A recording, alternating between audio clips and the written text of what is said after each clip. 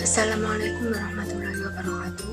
Perkenalkan, nama saya Rizka Natifa, absen 30, NIM 12620202088 dari Prodi Tadris IPS kelas 5B, Fakultas Tarbiyah dan Ilmu Keguruan.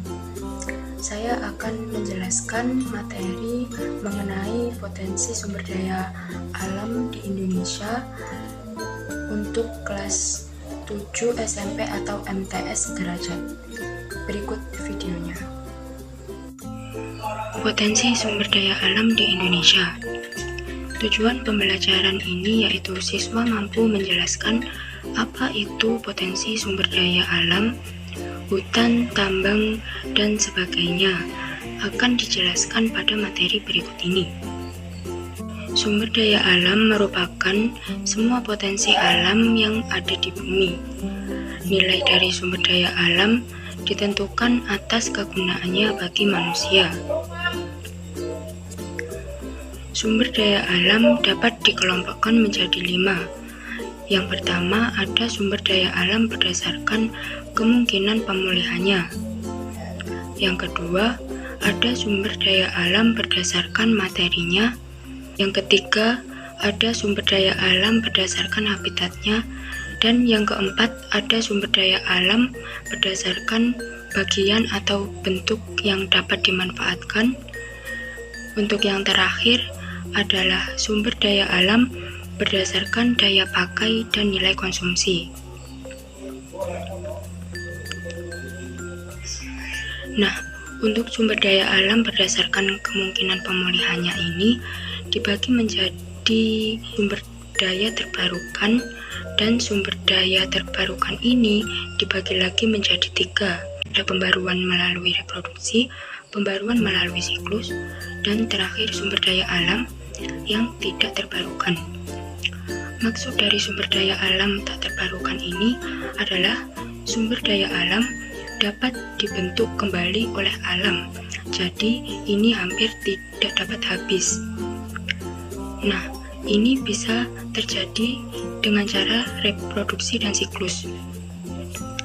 Maksudnya, untuk pembaruan reproduksi ini terjadi pada sumber daya alam hayati, karena hewan dan tumbuhan dapat berkembang biak dan selalu bertambah jumlahnya. Tapi, kalau tidak dilestarikan, ini juga dapat habis.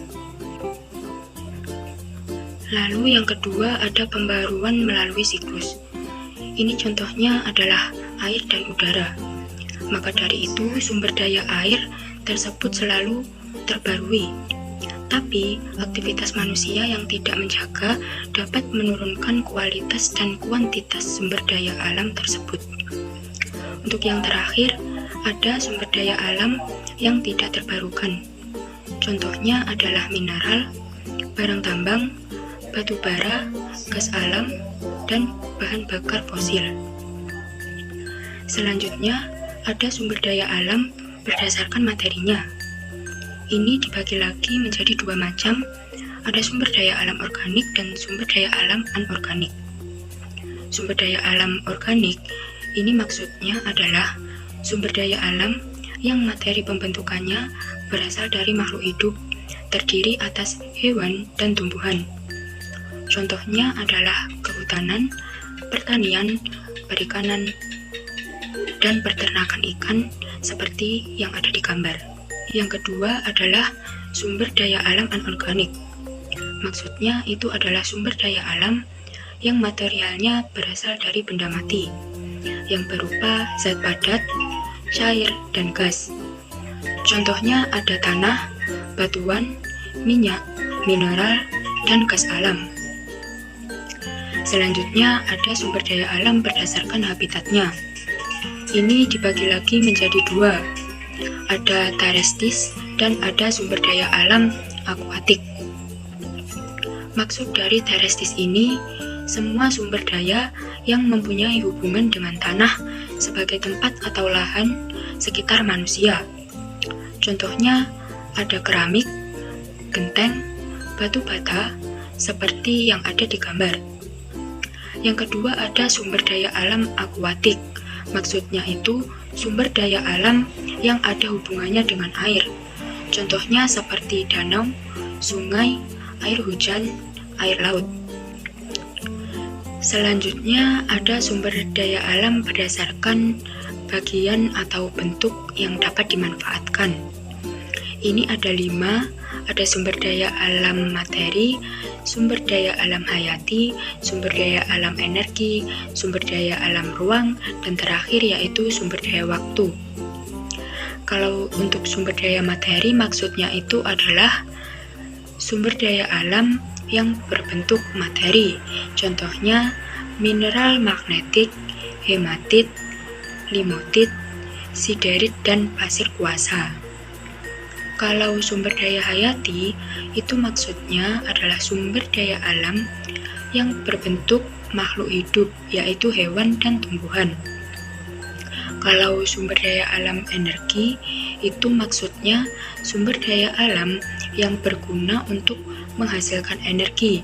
Contohnya yaitu ada bahan bakar fosil seperti bensin, solar, minyak tanah, dan juga gas alam. Kalau sumber daya ruang, itu ruang atau tempat yang diperlukan manusia untuk melakukan aktivitas hidupnya.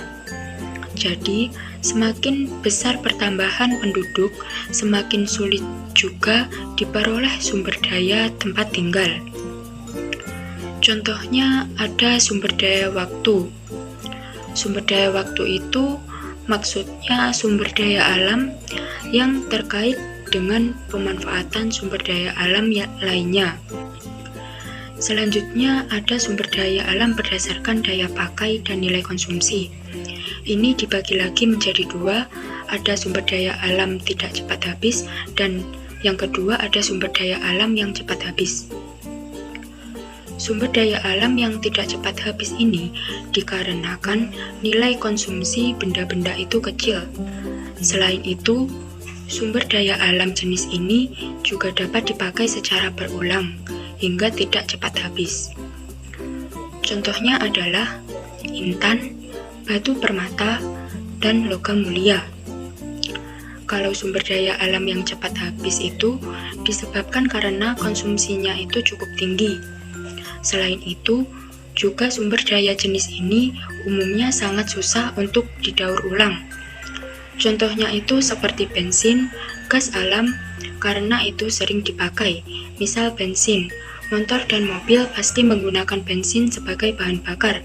Makanya, hal itu cepat habis dan susah untuk didaur ulang.